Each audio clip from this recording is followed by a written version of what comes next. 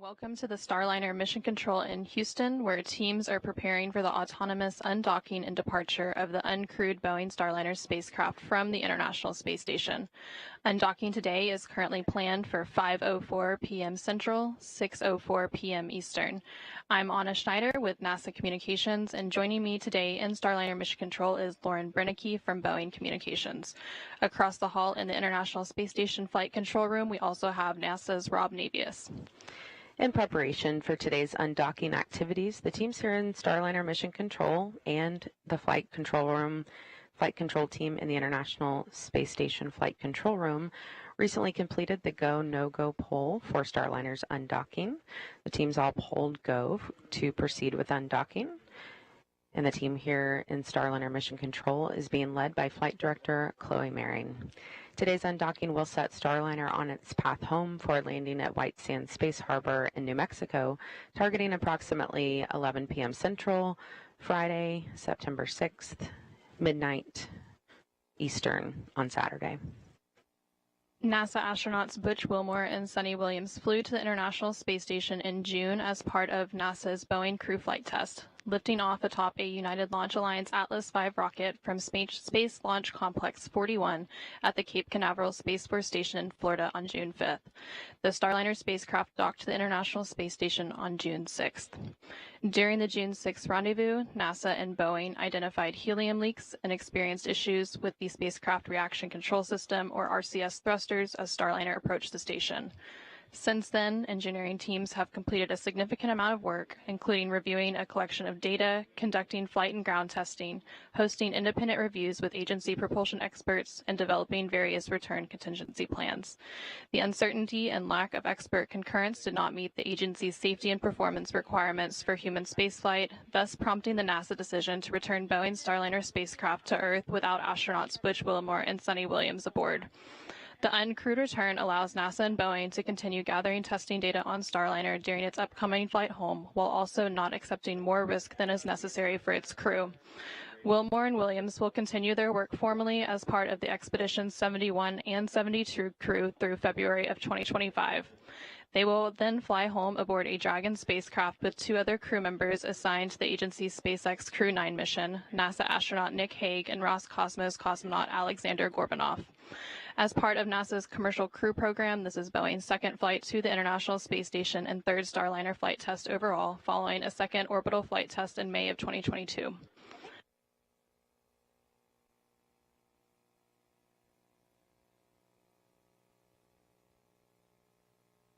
Yesterday, the hatches were closed between Starliner and the International Space Station. There are three hatches that separate the inside of Starliner from the orbiting laboratory: the Starliner hatch and the APAS hatch and node 2 forward hatch on the station side.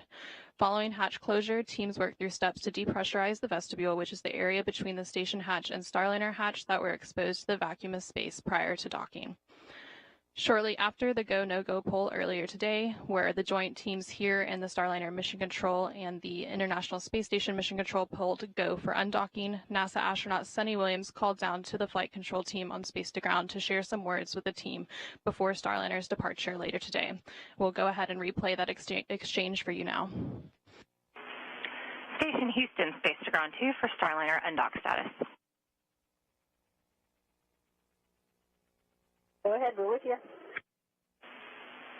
Hey, Sunny, both the Starliner and ISS flight control teams have pulled go for undock at this time. The expected undock time is 22:04. Okay, copy, 22:04. Hey, we're just looking at the flight control roster and wow, it is the all-star team. You guys, it is the time to bring Calypso home. You have got this. We have your backs, and you've got this. Bring her back to Earth. Good luck. Sunny and Butch, this is Chloe. Just on behalf of the entire MO team, I know the other flight control teams around the building, we thank you for your endless support over the years. We've enjoyed every training event and every meeting. We remember every setback and every revelation with you. The teams on the ground have worked countless hours over the last few weeks, months, and for a group of us, years to bring Calypso back, and we're ready to do that today. We wish you the best of luck in your increment, and Sunny, I will make sure the right people have your coming home song ready to play on Space to Ground when it's time for you guys to come home. Good luck and thank you. Wonderful comments, Flight. We appreciate that, and we agree. Many years of great enjoyment, simming together, playing together, and being involved with each other's lives, and it's been special. Bring it home. Happy, thank you, and have a good evening.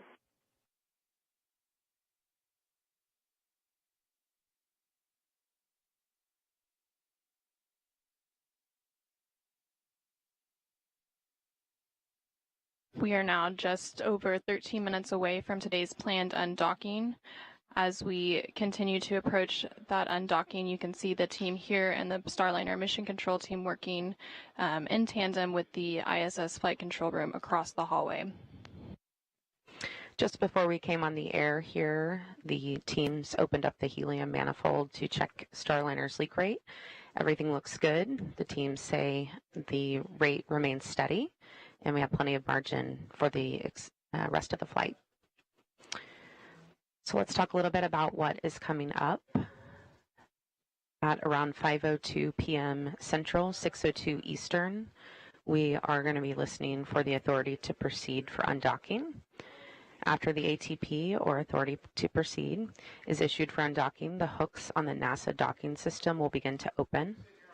There are 12 hooks that seal the surfaces between the docking system and the ISS International Docking Adapter, or the IDA.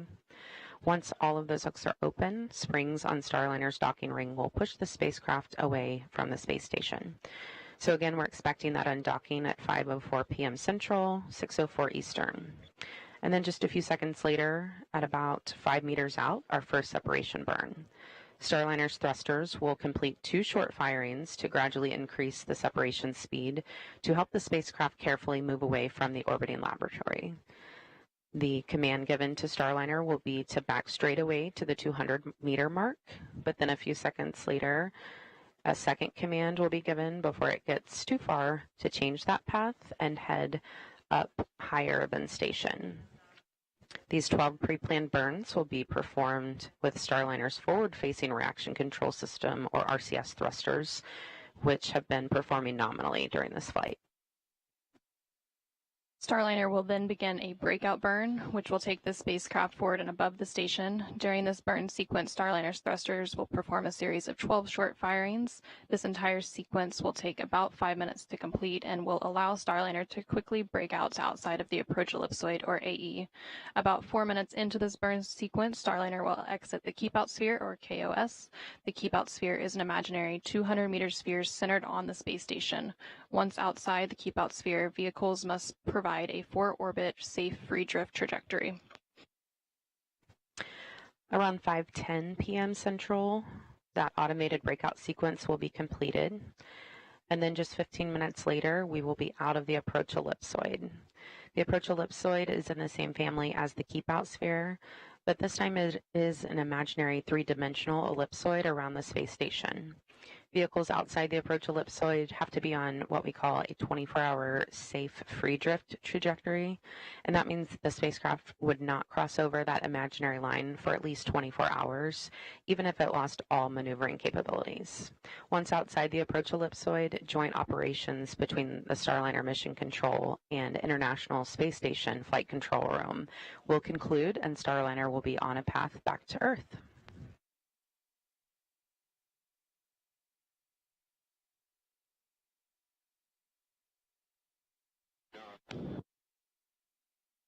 A few minutes ago, teams completed a final weather briefing to analyze weather predictions for the landing site at White Sands Space Harbor in New Mexico, and the weather continues to look good to support a landing later today. As part of the departure preparations for Starliner, mission managers completed a series of operational and weather checks. Yesterday, 24 hours before undocking, NASA analyzed the weather predictions for the landing site, and there are several different weather criteria that must be met, including winds at the selected landing site must be approximately 13 miles per hour or 12 knots or less when uncrewed. and ground temperatures must be warmer than 15 degrees Fahrenheit, and the cloud ceiling must be at least 1,000 feet. 1 nautical mile of visibility is also required, and the area must be clear of precipitation, thunderstorms, and lightning within an approximately 22-mile radius.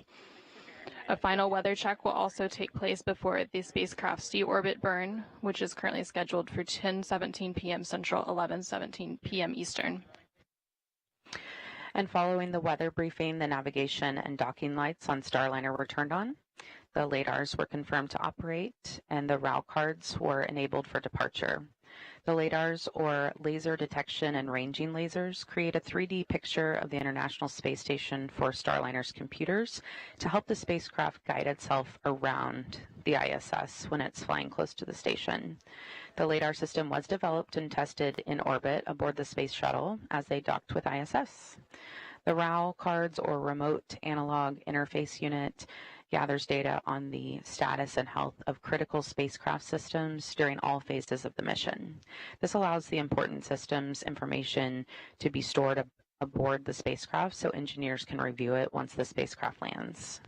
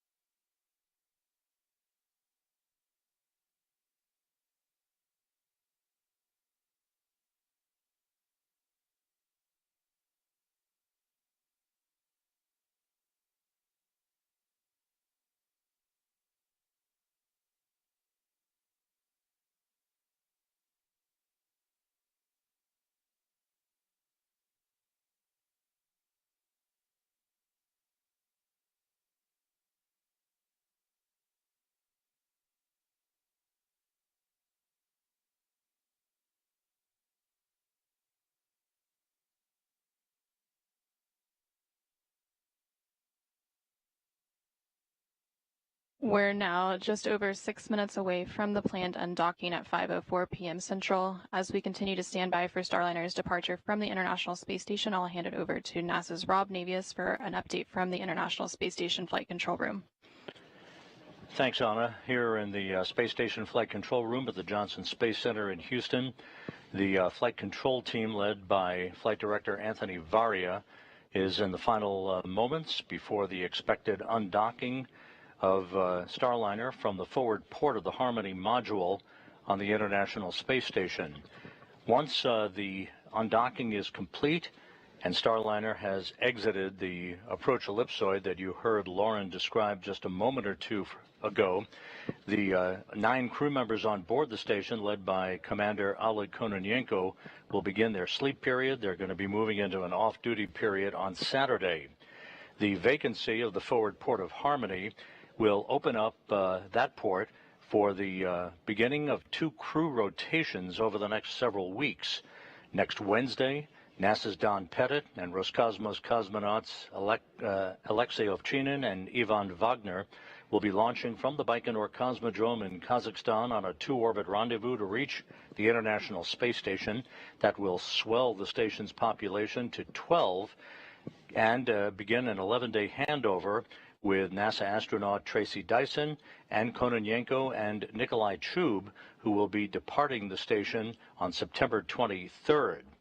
A day later, if everything goes as planned, NASA's Nick Hague and Roscosmos cosmonaut Alexander Gorbanov will be launching from the Cape Canaveral Space Force Station on the SpaceX Crew Dragon Freedom. They will be a 2-man crew to reach the International Space Station and provide the orbital Uber, if you will, for Butch Wilmore and Sonny Williams to come home on next February, with Wilmore and Williams completing what is expected to be about a 262-day mission. Meanwhile, the Crew 8 crew, Matt Dominic, Mike Barrett, Jeanette Epps, and Alexander Grebenkin, are in the final weeks of their mission on board the station. They are planning to depart after a 5-day handover with Haig and Gorbanoff. That handover will lead the way for a departure on or around October 1st. The Crew 8 crew will then be coming home to bring the station back to its complement of 7 crew members. So with that, we're about 3.5 minutes away from the planned undocking of Starliner. We'll be watching carefully. It will take about 21.5 minutes from undocking for Starliner to exit the approach ellipsoid that you heard Lauren describe a moment ago. That's that 2.5 mile long by 1.2 mile wide corridor, if you will, the neighborhood of the International Space Station. So we'll be following along as Starliner begins its journey home and a landing at midnight Eastern Time at the White Sands Space Harbor in New Mexico. With that, we'll turn it back to you, Anna, in the Starliner control room. Station Houston, Space to Ground 2 for Starliner undock status.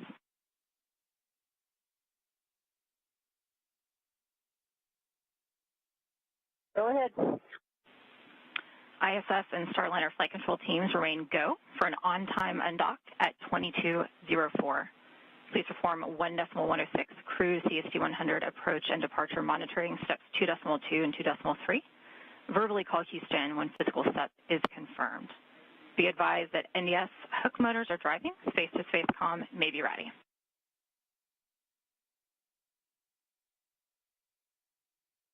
ISS crew copies, ready for undock monitoring.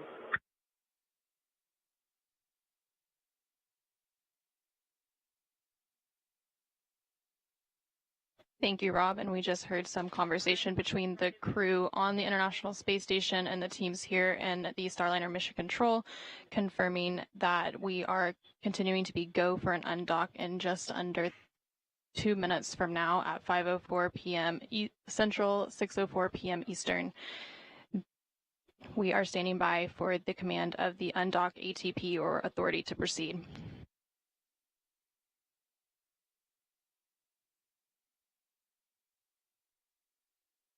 Once the authority to proceed is issued for undocking, the NDS or NASA docking system hooks will begin to open, and there are 12 hooks that seal the surfaces between the NDS and the ISS International Docking Adapter, or IDA.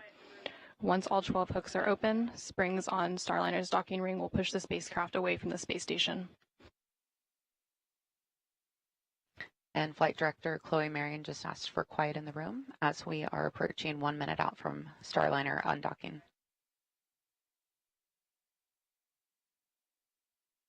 And we just heard confirmation that the umbilicals are retracting and hooks are beginning to drive.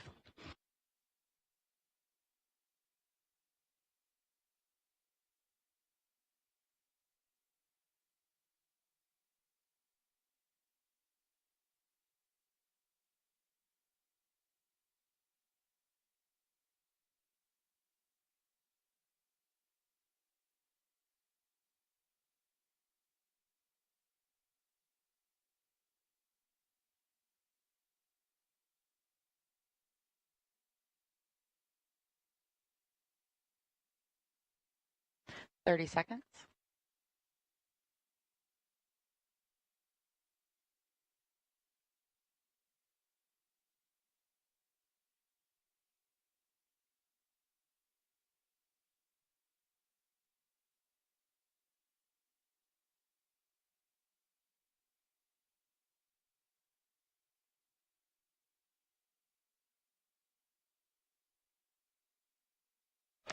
Separation confirmed. Starliner is now backing away from station and starting its return to Earth. Starliner thrusters will then complete 2 short firings to gradually increase the separation speed to help the spacecraft carefully move away from the orbiting lab. The vehicle is now about 2 meters away from the International Space Station. At the time of undocking, Starliner and the International Space Station were flying approximately 260 statute miles over central China.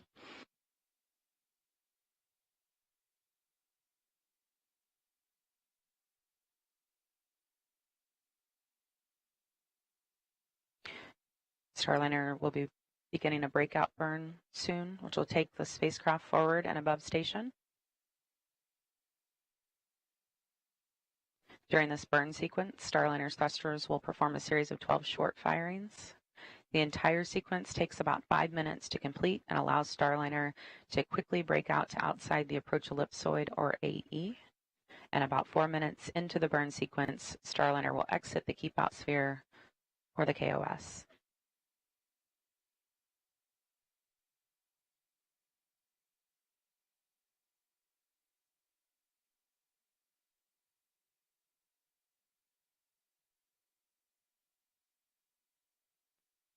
And you can see those thrusters firing there on the left of your screen as Starliner backs away from space station. And we are now just at 35 meters away from the International Space Station. We saw a good first burn. Houston, ISS thrusters enabled. Confirmation, all 27 jets have fired. Houston copies, ISS thrusters enabled.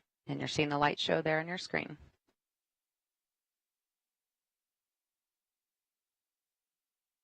And the first 3 of the 12 firings have completed, and there's about a 100-second pause until the 4th burn.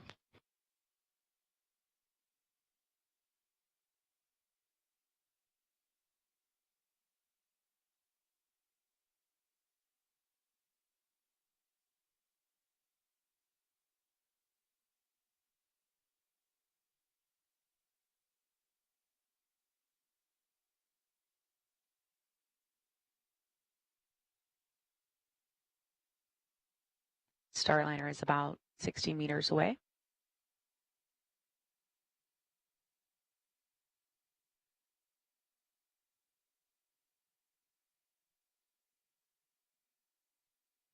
And flight controllers are reporting good attitude and good control. We are standing by for the 4th of the 12 burns in the series of firings as part of the breakout burn. As a reminder, the entire sequence will take about 5 minutes to complete. About 4 minutes into the sequence, Starliner will cross what is known as the keep-out sphere. The keep-out sphere is an imaginary 200-meter sphere centered on the space station. We are 15 seconds away from the 4th burn in the series of 12.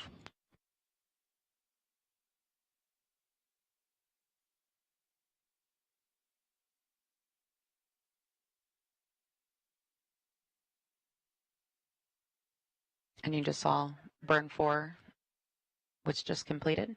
We're hearing good burn.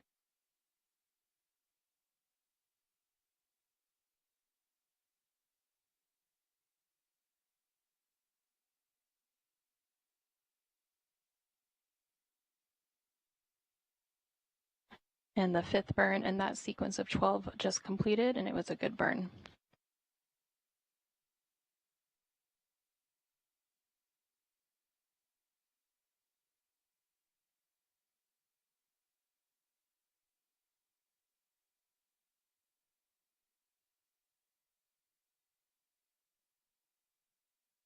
The 6th burn in the series of 12 was just completed, and it was a good burn. We are halfway through the series of 12, 6 more to go.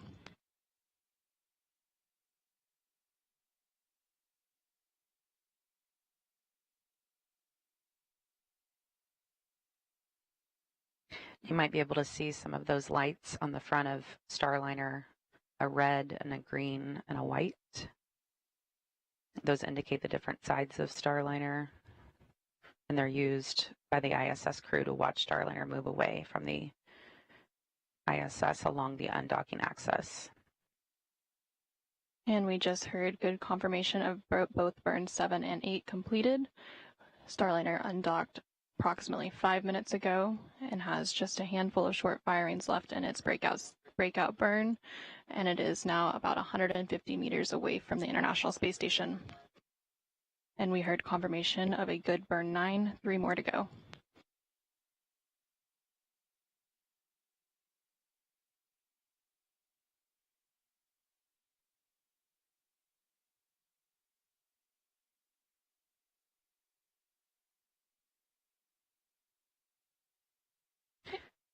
Burn 10, good burn.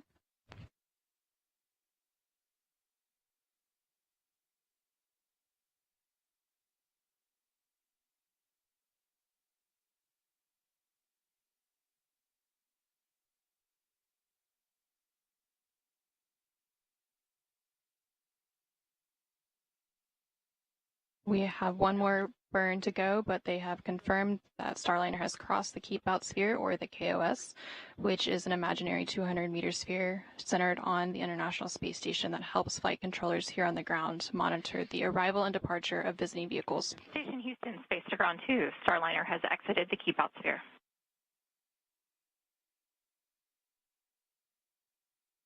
Copy, she's exited the Keep Out Sphere.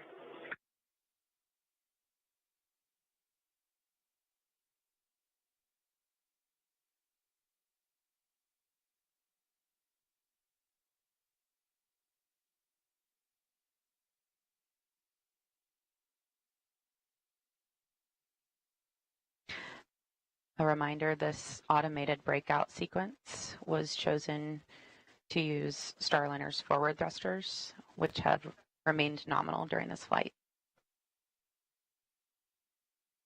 And we heard confirmation that all 12 burns in this series of breakout burn firings have completed, and they were all good burns. Starliner has crossed the Keep Out Sphere. So the next milestone for Starliner's departure will be crossing the approach ellipsoid, or AE. The AE is another invisible shape monitored by the flight control team, measuring 4 kilometers by 2 kilometers by 2 kilometers. Starliner is scheduled to cross the approach ellipsoid in about 10 minutes. Vehicles outside the AE have to be on what we call a 24-hour safe free drift trajectory, which means the spacecraft would not cross into the approach ellipsoid for at least 24 hours, even if it lost all maneuvering capabilities. Once outside the approach ellipsoid, joint operations between Starliner Mission Control and the International Space Station Flight Control Room will conclude, and Starliner will be on a path back to Earth.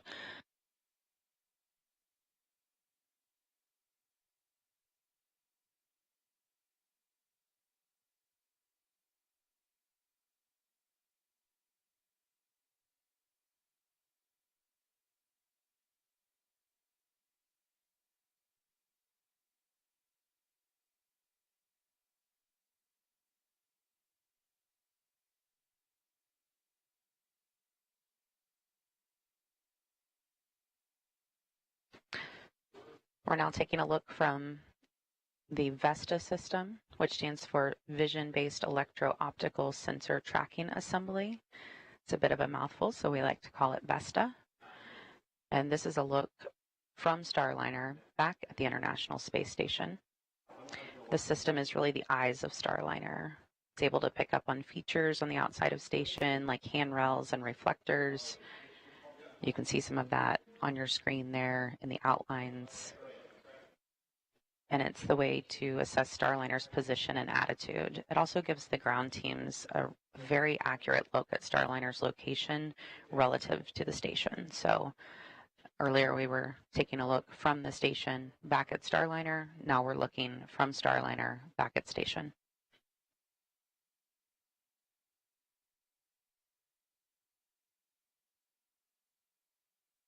We're just under 10 minutes away from the AE exit, so in the meantime, we will check back in with NASA's Rob Navius in the International Space Station Flight Control Room. Rob? Thank you, guys. Flight Dynamics has reported that Starliner is on a perfect trajectory backing away from the International Space Station and opening a rate of about 13.5 statute miles per rev. At the time of the deorbit burn, at 10:17 and 13 seconds p.m. Central Time later this evening, the vehicle will be about 56 statute miles away from the International Space Station. That deorbit burn, by the way, will be a 59-second burn to slow Starliner down by 129.9 meters per second, a 4 OMAX burn. OMAX, the acronym for the Orbital Maneuvering and Attitude Control System, thrusters and jets on the Starliner spacecraft that will enable Starliner to begin to drop out of orbit for its intended southwest to northeast trajectory across the Pacific Ocean, across Baja California, and heading towards its landing at the White Sands Space Harbor in New Mexico. With the forward port of Harmony now vacant, that sets the stage, as I mentioned a few minutes ago, for the start of a couple of crew rotations that are coming up. Down at the Baikonur Cosmodrome in Kazakhstan, Don Pettit of NASA and Roscosmos cosmonauts Alexei Ovchinin and Ivan Wagner, and their backups are in the final stages of their preparations for launch next Wednesday. Their Soyuz 2.1A booster and the Soyuz MS-26 spacecraft that they will ride to orbit. That vehicle will roll out to the launch pad in Baikonur on Sunday, and then final preparations will lead them to a launch next Wednesday at 11:23 a.m. Central Time, heading for a two-orbit, 3-hour, 10-minute journey to dock to the International Space Station's Rassvet module. Now, that forward port on Harmony that was just vacated by Starliner's departure will be the port of call for NASA astronaut Nick Hague and Roscosmos cosmonaut Alexander Gorbanov, and their launch no earlier than September 24th on the SpaceX Dragon Freedom spacecraft off of Launch Complex 40 at the Cape Canaveral Space Force Station. That will be about a 30-hour transit for those two crew members to reach the International Space Station and the automated docking to the forward port of Harmony. Ultimately, Hague, Gorbanov, Butch Wilmore, and Sonny Williams will do a relocation of the SpaceX Dragon spacecraft from the forward port of Harmony to the zenith port of Harmony, opening up that forward port for the arrival of the next SpaceX cargo ship, SpaceX 31, that's scheduled for launch in October. So a lot of activities lying ahead for the space station crew. The crew aboard the International Space Station soon will begin its sleep period and an off-duty day on Saturday, while the activity shifts over to the White Flight Control Room down the hall, as they are in a shift handover right now. Flight Director Rick Henfling will be taking over shortly to supervise entry and landing operations, and the team over there will be monitoring the progress of Starliner as it moves to its deorbit position about 56 statute miles away from the International Space Station. With that, we'll turn it back to the White Ficker and Anna and Lauren.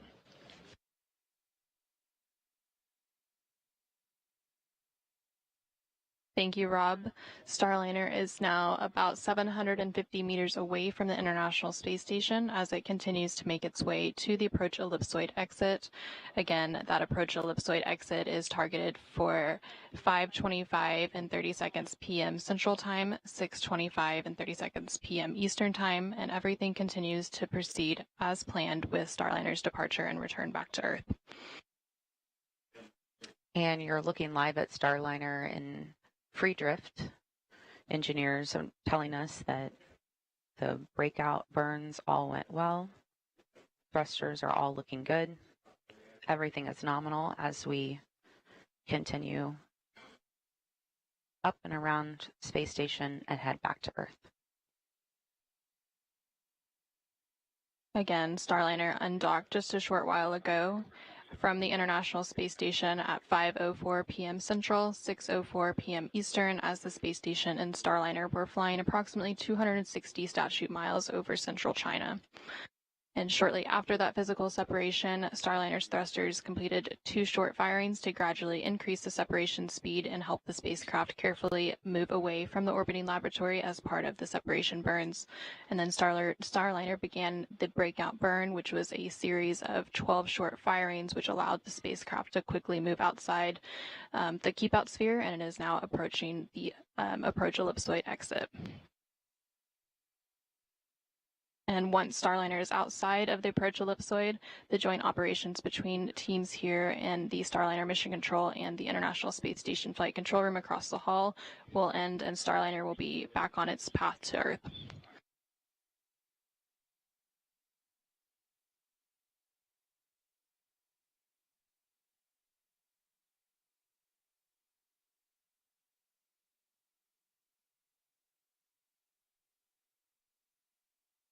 And we are about 6 minutes away from that approach ellipsoid exit, and Starliner is now about 900 meters away from the International Space Station, traveling at a rate of 1.2 meters per second.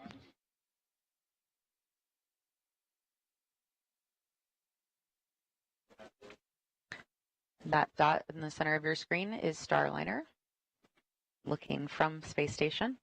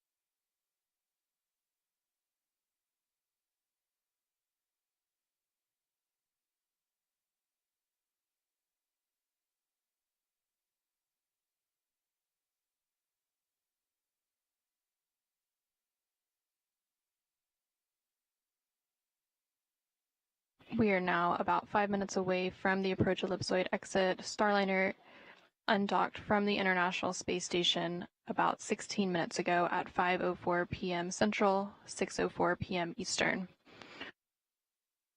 Starliner is now just over 1,000 meters away from the International Space Station.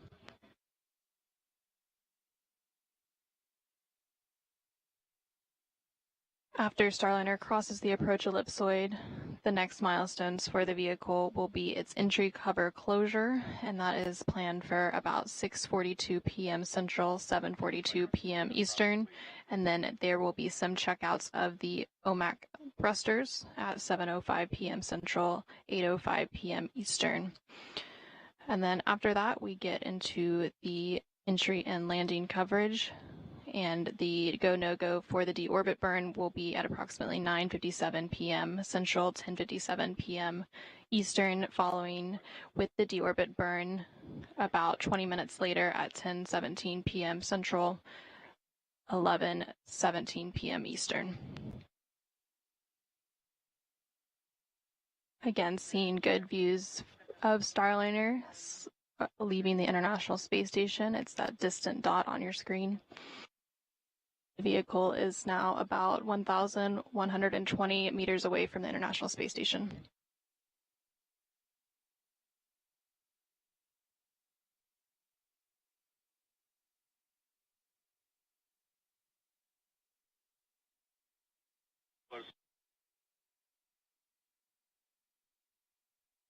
And we just heard confirmation that Starliner is out of the approach ellipsoid.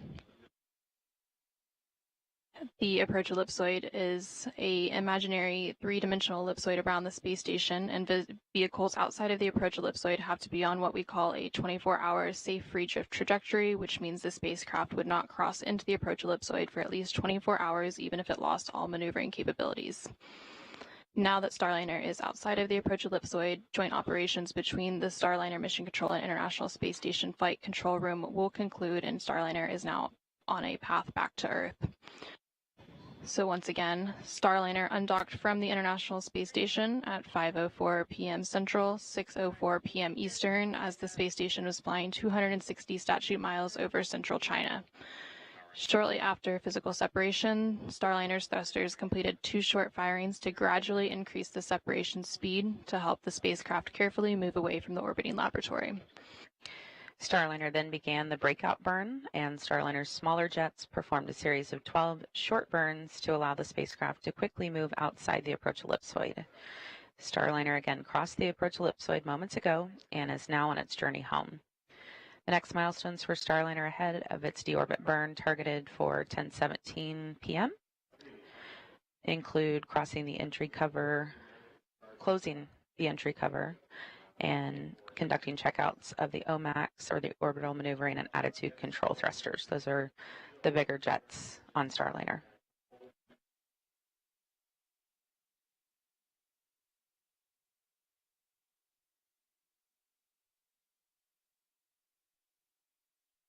For now, let's check in one final time with NASA's Rob Navius following Starliner's exit from the approach ellipsoid. Thank you, guys. Here in the Space Station Flight Control Room, Flight Director Anthony Varia and his team will be remaining on console throughout the course of the evening, keeping a watchful eye on things. Space to run 2 for Starliner status.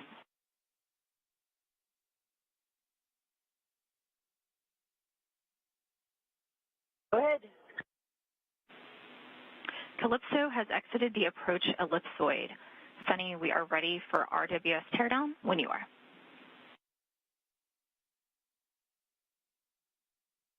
Okay, she's on her way home. Congratulations to the undock team, and we'll be tearing down the RWS. And copies, thanks. Spacecraft communicators are here in the station flight control room talking to Sonny Williams, International Space Station. The Starliner is perfect trajectory, moving well away from the International Space Station for its deorbit burn at 10:17 and 13 seconds p.m. this evening. Once again, that'll be a 59-second burn of the 4 orbital maneuvering and attitude control system jets on the Starliner spacecraft to slow Starliner down by 129.9 meters per second, allowing it to drop out of orbit to begin its descent back into the Earth's atmosphere, and a landing just about midnight Eastern Time, 11 p.m. Central Time, give or take a few seconds, at the White Sands Space Harbor in New Mexico. With that, the space station team will begin to turn its attention to the next major activity. That will be the launch out of the Baikonur Cosmodrome in Kazakhstan on Wednesday of NASA's Don Pettit and Roscosmos cosmonauts Alexei Ovchinin and Ivan Wagner on the Soyuz MS-26 spacecraft that will increase the station's population from 9 to 12, and the beginning of a busy several weeks of crew rotations on the International Space Station, leading to the start of Expedition 72. So with that, we're going to call it a day here in the Space Station Flight Control Room, turn it back to you guys in the white Flight Control Room down the hall. All right, thank you very much, Rob. Starliner is now on its way back home to Earth and has about a 6-hour journey ahead of landing. We are targeting again around 11 o'clock Central, midnight Eastern for that landing at White Sands Space Harbor in New Mexico. We will resume live coverage of Starliner's deorbit entry and landing beginning at 9:50 p.m. Central, 10:50 p.m. Eastern. Until then, thank you for joining us for Starliner's undocking and departure from the International Space Station. This is Mission Control Houston.